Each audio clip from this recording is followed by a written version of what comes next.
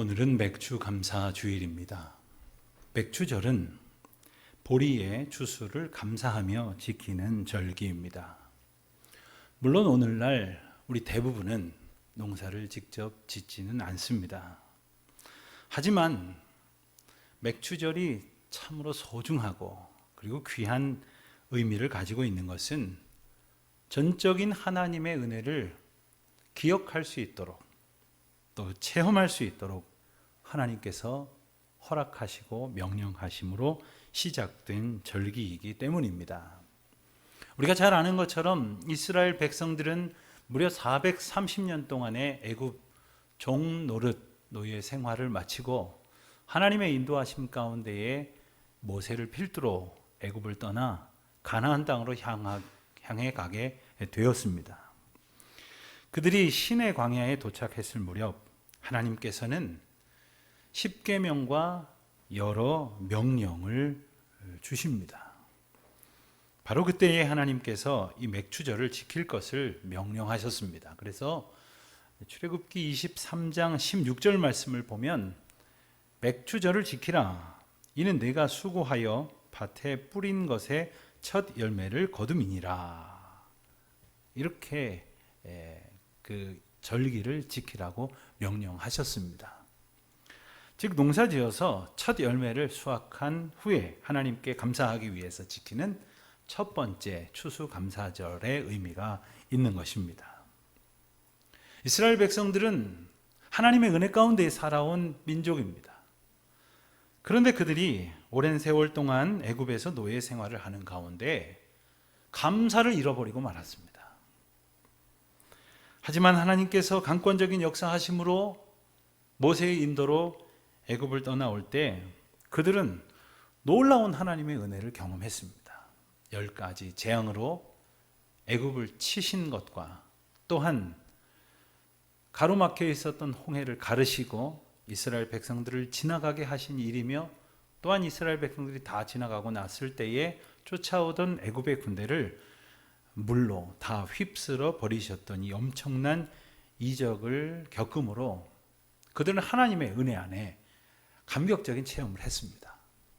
하지만 그들은 여전히 감사하지 않고 있었습니다. 아무것도 의지할 것 없는 광야길 지나면서 하나님께서는 구름 기둥으로 불 기둥으로 이스라엘 백성들을 인도하셨습니다. 만나와 메추라기로 먹여 주셨습니다. 그럼에도 불구하고 그들은 감사하지 못했습니다. 심지어 하나님께서 모세를 불러 올리셔서 그에게 십계명을 돌판에서 주신 그것을 모세가 받아들고 백성들에게로 돌아오는 그 순간에도 그들은 모여서 자기들의 욕망을 채우려고 우상을 섬기던 참람한 인생들이었습니다. 그래서 하나님께서는 이 감사를 다시 일깨워 주시고 또 마땅한 감사의 삶을 훈련시키시기 위해서 이 첫 열매가 주님께로부터인 것을 고백하는 이 맥주절을 가르쳐 주신 것입니다. 이 첫 열매가 주님의 은혜입니다 라고 고백하지 않으면서 일평생 주실 그 많은 은혜 앞에 어떻게 합당한 반응으로 하나님 앞에 영광을 돌릴 수 있겠습니까? 게다가 이 맥주절이 특별히 우리 민족, 우리 한국교회에 더 의미 있는 것은 우리에게 바로 이 보리 추수를 앞둔 때에 보릿고개라고 하는 그런 아픔과 슬픔의 경험이 있었기 때문입니다. 추수를 다 마치고 이제 넉넉한 형편 가운데 있는 듯 하지만 겨울이 지나고 이듬해 봄이 지나갈 무렵 이제 농사지어 거둔 것이 다 떨어지게 되고 나면 배고픈 이른바 춘궁기를 보내게 됩니다. 보리는 아직 수확하기 전이었기 때문에 그 힘겨운 시기를 보릿고개라고 이름을 붙였던 것이죠. 그렇게 지내고 나서 얻은 보리 수확의 기쁨. 우리 한국 교회는 이 은혜를 잘 알고 있었기 때문에 이 맥주절을 감사함 속에서 잘 지켜왔던 것입니다. 시기적으로는 추운 겨울과 봄을 지나서 이제 한 해의 절반을 보내면서 허락하시는 이 보리 곡식 추수 앞에서 이 모든 것이 주님이 주신 것이요. 또 이제 여름이 지나서 가을녘이 되었을 때에 우리에게 허락하실 모든 수확도 모두 주님께서 주실 것임을 고백하는 표로 지킨 절기가 바로 맥주절이었습니다. 농사를 짓지는 않지만 우리 또한 돌아보니 어느새 훌쩍 반년이 지났습니다. 새해가 시작되었나 했더니 어느새 절반이 맞춰졌지 않습니까? 여기까지 인도하여 주신 하나님께서 우리 남은 우리의 절반 올해도 또 남은 평생의 삶도 그 은혜로 지켜주실 것을 감사함으로 소원하는 가운데에 지키게 되어지는 귀한 날일 것입니다. 특별히 올해 상반기는 우리 모두에게 전례 없는 특별한 시기였습니다. 말로 다 할 수 없는 어려움을 지나오고 있지 않습니까? 그것도 아직도 그치지 아니할 뿐 아니라 언제까지 일런지 기약할 수도 없어 보입니다. 그래서 어떤 분은 말하기를 아마도 먼 훗날 2020년은 모든 것이 취소되고 모든 것이 연기되고 어그러졌던 한 해였을 것이라고 기억될 것이라 하는 말을 들은 적이 있습니다. 집에서 일을 해야만 했고요. 그나마도 재택근무할 수 있으면 참 다행이고요. 또 자가격리라는 말을 이제 사용하게 되었고요. 학생들은 학교에 갈 수조차 없었고요. 또 모든 분들이 힘들었지만 특별히 우리가 기저질환자라고 이렇게 말하는 본래부터 연약한 형편에 있었던 분들, 특별히 호흡기 질환을 가지고 계신 분들이 얼마나 많은 염려와 두려움 속에서 살고 있는지를 우리는 들어 알고 있습니다. 자영업자들을 비롯한 여러 업종에 계신 분들이 겪는 고통을 혹은 짐작조차 할 수 없을 것입니다. 무엇보다도 사회적인 존재로 지음받은 우리가 특별히 신앙 공동체 안에서 은혜 가운데 살아가도록 지음받았음에도 불구하고 모이지도 못하고 그리고 만나지도 못하고 가까이 하지도 못하는 이 고통 속에 살고 있지 않습니까? 어느새 평안이 조금씩 깨지고 있습니다. 그 고통을 이겨낼 힘이 없음을 느끼고 있습니다. 사랑하는 성도 여러분, 얼마나 힘드셨습니까? 놀랍게도 이 모든 아픔과 고통을 이겨낼 수 있는 다른 길이 보이지를 않습니다. 그 오직 한 길은 바로 하나님의 은혜 가운데에 감사하는 삶을 고백하며 살아가는 것입니다. 감사란 내가 하나님의 은혜를 받았다고 고백하는 것 아닙니까? 내게 주신 하나님의 은총이 있음을 그로 인하여 내가 자유하고 기뻐하며 평강으로 넘쳐나고 있을 때에 비로소 고백할 수 있는 것 아닙니까? 그렇기에 사도 바울은 골로새서 3장 15절에서 권면하기를 그리스도의 평강이 너희 마음을 주장하게 하라. 너희는 평강을 위하여 한 몸으로 부르심을 받았나니 너희는 또한 감사하는 자가 되라. 이렇게 권면합니다. 감사하는 자가 되라. 하지만 이 말씀 앞에서 또 어떤 분들은 그렇게 말씀하실런지도 모르겠어요. 감사는 무슨 감사할 게 있어야 감사를 하지. 내가 얼마나 힘든지를 알기는 하는가? 이러면서 푸념하는 분들도 있을 겁니다.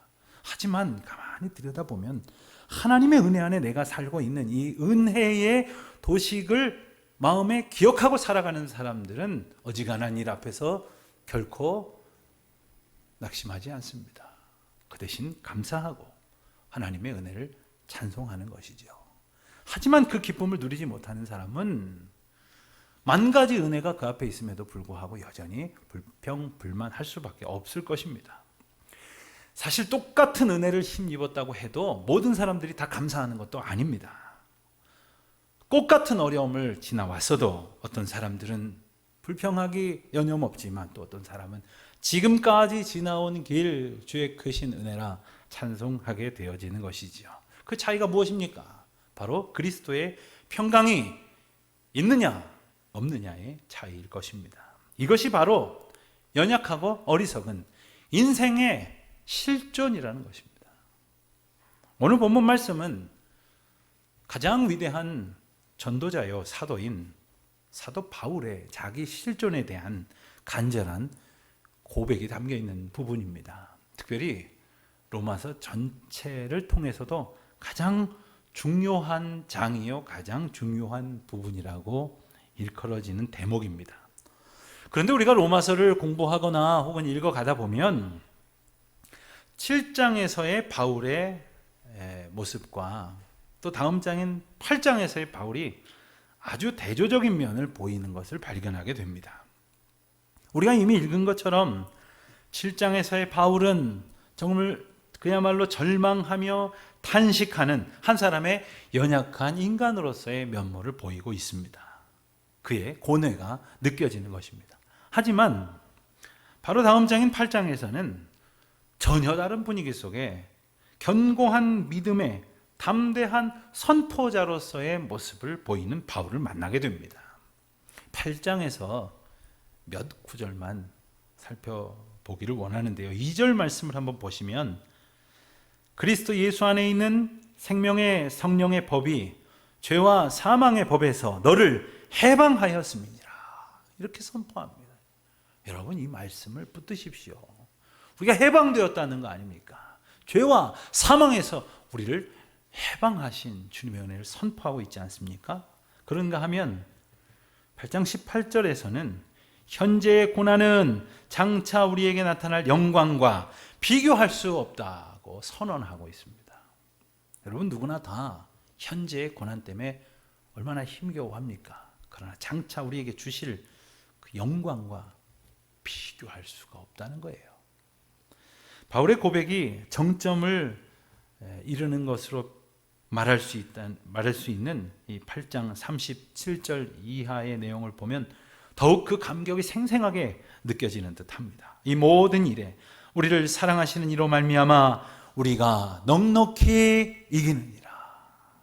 내가 확신하노니 사망이나 생명이나 천사들이나 권세자들이나 현재일이나 장래일이나 능력이나 높음이나 깊음이나 다른 어떤 피조물이라도 우리를 우리 주 그리스도 예수 안에 있는 하나님의 사랑에서 끊을 수 없으리라. 할렐루야. 하나님의 사랑에서 그 어떤 것도 끊을 수 없다는 거예요. 얼마나 놀라운 승리의 선언입니까? 이 선포는 바로 죄와 사망으로부터 자유했다는 것을 선언한 것이고 이스라엘 백성을 괴롭히는 줄로만 알았던 모든 율법으로부터 완전히 자유하여 주님을 영원하게 찬송하는 것을 의미하는 것이며 성령 안에서 진정한 자유의 은총을 선포하는 그러한 말씀이 되는 것입니다. 사실 오늘 본문에서 우리가 읽은 것처럼 이토록 힘겨운 탄식을 내뱉던 바울이 어떻게 그렇게 담대하게 확신에 차서 믿음의 선포를 할 수 있었을까요?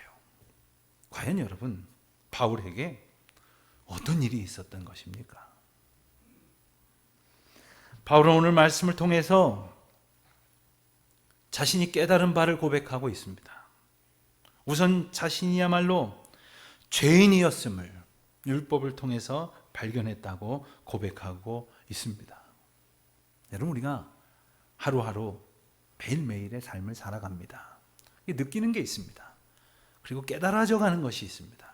그래서 어떤 분들은 말하기를 인생은 참 힘든 것이야, 괴로움이지, 인생은 참 고행의 연속이야, 뭐 이런 말씀을 하시는 분들도 있지만 그 인생 가운데에서 정말로 우리가 하나님의 주권 가운데 살고 있는 주의 자녀로서 깨달아야 할 것이 있다면 바로 우리가 얼마나 죄로 가득했는지를 발견하는 것이어야 할 것입니다. 하나님 말씀하셨지요. 의인은 없나니 하나도 없다 하신 말씀이거나 또한 선을 행하는 자가 하나도 없다는 말씀이 바로 딱 나를 향한 말씀이라고 하는 것을 깨달아 가는 것이 주님 은혜 앞에 살아가는 자들이 발견해야 될 인생의 실존인 것입니다. 그 죄를 스스로 해결할 수 있는 아무런 능력이 없다는 사실, 여기에서부터 바울의 감격은 시작되었습니다. 철저한 죄인으로 그 죄값으로 인해 멸망할 수밖에 없는 인간이 그 죄의 문제를 스스로 해결할 수 없다는 사실, 이것을 바울이 깨달았다는 거죠. 그런데 세상에는 그 사실을 부인하는 사람들도 참 많이 있습니다. 왜 그럴까요? 요한일서 1장 10절에 보면 그러한 사람들을 생각할 수 있는 그런 말씀이 나옵니다. 만일 우리가 범죄하지 아니하였다 하면 하나님을 거짓말하는 이로 만드는 것이니 또한 그의 말씀이 우리 속에 있지 아니하니라. 하나님의 말씀이, 하나님의 뜻이 그 안에 없기 때문입니다. 그러니 나는 죄 없다, 나는 아무 잘못 없다 라고 말함으로 하나님을 거짓말장이 만드는 거죠. 그런가 하면 로마서 1장 28절에는 이렇게 또한 선포하십니다.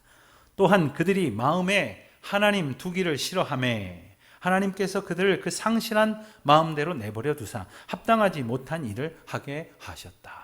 이렇게 이 죄의 원리를 알게 하십니다. 죄와 허물 가운데 헤매이는 인생들은 그 마음에 하나님 두기를 싫어하는 거예요. 그러니 하나님의 다스리심을 의지하지 않고 제멋대로 살아가는 까닭에 하나님에게 합당하지 않은 일들을 행하고 말았던 것이죠. 우리도 마찬가지입니다. 우리 마음 가운데 하나님을 우리의 삶의 주권자로 그 주인으로 모시고 살지 않으면 단지 복을 좀 못 받거나 도우심을 못 받는 정도의 문제가 아니라 우리 자신을 똑바로 보지 못하는 그야말로 가장 심각한 문제에 직면하게 된다는 거예요. 내가 얼마나 악한지, 내가 얼마나 내 멋대로 살아가는 존재인지, 내가 얼마나 더럽고 추한 존재인지를 알지 못한 채 살아가게 된다는 거예요. 아니, 정확하게 말하면 죽어가게 된다는 거죠. 그것을 깨닫게 하시기 위해 하나님은 우리에게 율법을 주셨다는 것입니다. 바울도 7장 앞선 7절에서 고백하기를 율법으로 말미암지 않고는 내가 죄를 알지 못하였다고 하지 않습니까? 그리고 14절에서 읽은 대로 그렇게 율법은 신령한 줄 알았지만 나는 육신에 속하여 죄 아래에 팔렸다. 이렇게 탄식하듯 고백을 합니다. 내가 원하는 것을 내가 알지 못한다고, 내가 원하는 것을 행치는 못하고 도리어 미워하는 행동을 하고 있다고 안타까워하고 있습니다. 이것이 바로 바울의 실존이고 우리 연약한 인생들의 모습이라는 거죠. 사람이 원하는 선을 행하지 못하고 원치 아니하는 일들을 행하고 살아가는 것이 바로 죄 아래에 있다는 증표입니다. 이렇듯 죄라는 것은 우리를 향하여 있어요. 우리가 거부한다고 알아서 물러가는 것이 아니라는 말입니다. 끊임없이 우리를 지배하려고 우리를 노리고 있어요. 그래서 우리가 하나님을 순전하게 바라고 의지하지 않으면 그 틈을 비집고 들어와서 우리를 죄의 노예로 만들어 버린다는 겁니다. 예를 하나 듭시다. 다윗을 우리는 기억합니다. 성경 역사상 가장 위대한 인물로 꼽히는 하나님께서 내 사랑하는 아들, 내 사랑하는 종, 내 사랑하는 자라 수없이 말씀하셨던 그 다윗. 후세로부터 성군으로 일컬어진 그 다윗이 지은 참남한 죄를 우리가 알지 않습니까? 우리아의 아내 바세바를 범한 것에다가 그 죄를 은폐하려고 우리아를 전장 맨 앞에 세워서 죽게 만들었던 그 간악한 죄를 우리가 알지 않습니까? 생각해 보십시오. 다윗이 애초부터 그렇게 사람을 죽이려고 치밀하게 계획했던 겁니까? 어느새 죄가 다윗을 지배하고 만 결과입니다. 하지만 단지 어떤 사람에게 어떤 죄의 결과가 드러났다고, 죄의 결과가 그에게서 파생됐다는 것만으로 죄인이라고 말하는 것은 아닙니다. 죄인이란 하나님의 뜻인 선을 행할 수 있는 능력을 잃어버린 존재를 말하는 거예요. 선을 행할 능력을 이미 잃어버린 자, 그가 죄인입니다. 그렇기에 율법은 그러한 연약하고 완악한 우리의 실존을 보게 한다는 거예요. 그리고 십자가는 그 죄의 문제를 해결하심으로 영원한 생명으로 구원하신 하나님의 사랑을 깨닫게 하신다는 거지요. 그러므로 그 십자가에 달리신 예수 그리스도를 온전히 우리가 바라보지 못하면 우리의 죄인 됨도 온전히 직시하지 못하게 된다는 겁니다. 그렇게 살다 마는 거죠. 그렇게 죽어가고 마는 것이란 말입니다. 사실 우리는 죽음을 얼마나 두려워합니까? 오늘날 우리는 예기치 못한 전염병이 어떻게 될까봐, 혹은 여러 가지 사고 때문에, 혹은 갑작스러운 질병에 사로잡혀서 죽을까 두려워하는 염려 속에 살고 있지만, 정말로 우리가 걱정해야 할 것은 죄인임을 깨닫지 못한 채 살아가는 것, 아니 그렇게 죽어가는 것, 그것을 걱정해야 하는 것 아닙니까? 바울은 마침내 소리 높여 탄식을 합니다. 오호라, 나는 곤고한 사람이로다. 이 사망의 몸에서 누가 나를 건져내랴. 여러분 생각해 보십시오. 바울이 어떤 사람입니까? 성경 역사상 바울만큼 위대한 사도가 있었습니까? 전도자가 있었습니까? 신약 성경의 절반이 넘는 이 귀한 하나님의 말씀을 받아 적을 수 있는 하나님의 사람이 아닙니까? 하나님의 기쁨이 되었던 사람이 더 있었을까요? 그런데도 불구하고 어째서 이처럼 가슴 아픈 탄식을 쏟아내고 있는 겁니까?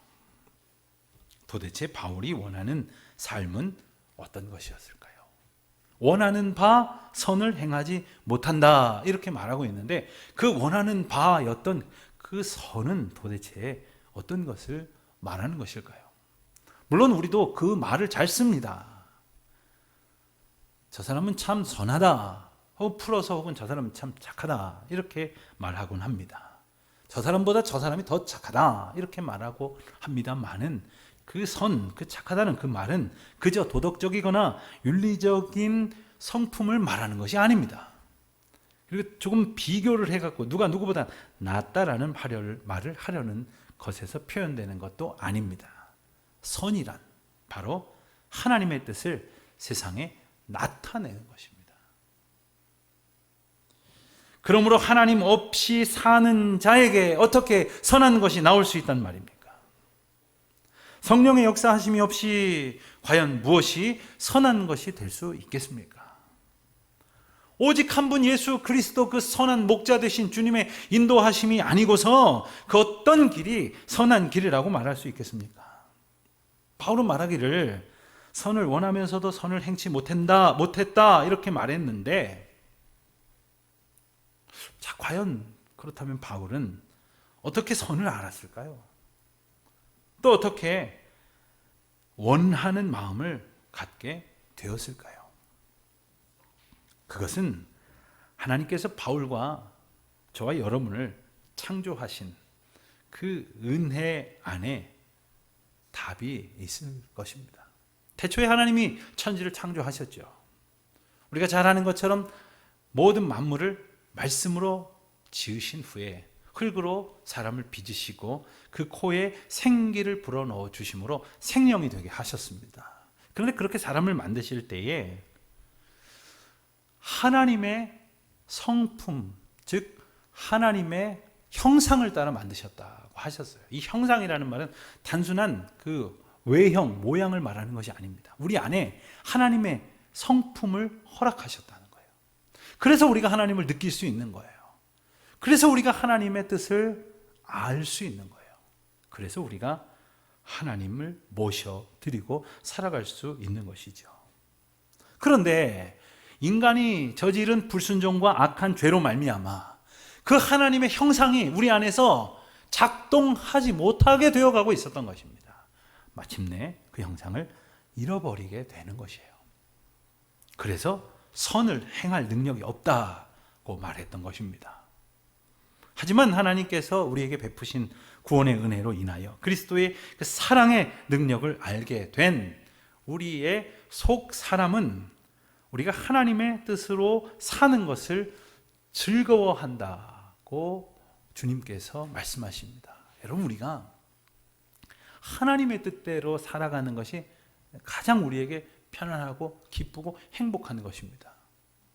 우리는 생각을 할 때 내가 원하는 것을 많이 가지면, 내가 갖고자 하는 그 자리에 오르게 된다면 그때 나에게 진정 행복이 있을 거라고 생각을 하지만, 실상 어떻습니까? 뭔가를 열심히 해서 나름대로 성취를 경험했다고 하지만 오히려 더 허무한 것을 느끼게 됩니다. 분명히 남들이 부러워하는 많은 것을 가졌음에도 불구하고 내 인생 가운데 채워지지 아니하는, 해결되지 아니하는 이 죄인된 문제를 여전히 보게 되어지는 것이죠. 그렇기에 하나님의 뜻 가운데에서 하나님의 뜻대로 사는 사람, 그에게 진정한 평강과 만족과 은혜를 주시는 것입니다. 그래서 바울은 이 비결을 발견하면서 이 문제를 극복하게 됐던 것이에요. 그래서 8장에 가서 그렇게 놀라운 선포를 할 수 있었던 것입니다. 바울은 그 답을 25절에서 고백하고 있습니다. 우리 주 예수 그리스도로 말미암아 하나님께 감사하리로다. 그렇습니다. 바울이 찾은 그 해답은 바로 예수 그리스도였어요. 생명의 길로 들어서게 하신 하나님의 유일한 은혜, 예수 그리스도. 사망의 음침한 골을 지날지라도 그 길에서 구원의 은혜를 찬양할 수 있는 것, 예수 그리스도와 동행하는 그 은혜 때문 아닙니까? 비록 우리가 연약한 육신에도 불구하고 우리 마음과 소원을 오직 주 앞에, 하나님 앞에 둘 수 있는 힘도 나의 머리 되신 예수 그리스도 때문인 것입니다.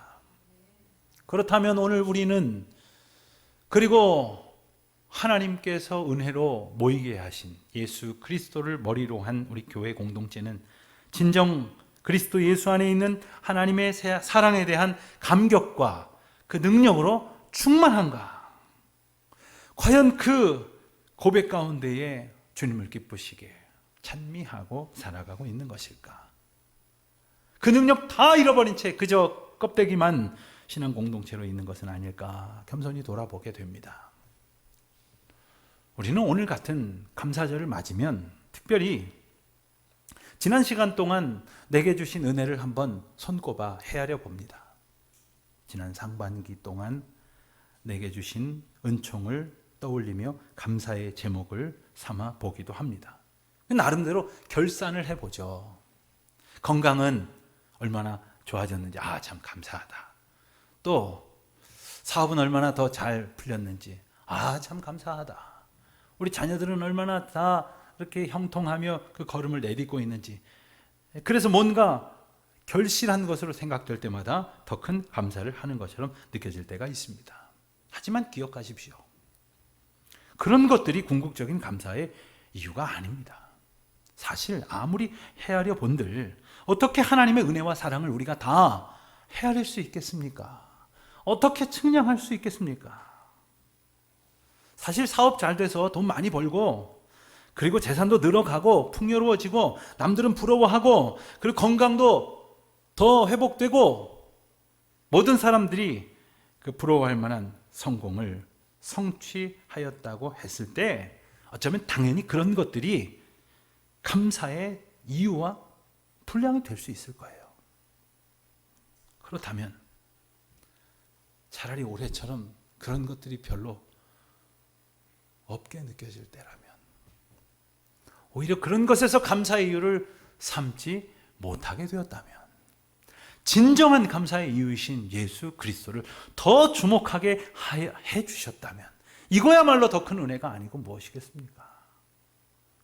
우리가 그 물질, 그 만족, 그 풍요로 감사하며 사는 줄 알았지만 오직 예수 그리스도 그 생명의 이름으로 말미암아 참된 평안과 기쁨을 누리게 하셨다는 것을 깊이 깨닫는 이 특별한 올 한 해의 감사절이 될 수 있으시기를 우리 주님의 이름으로 축원드립니다.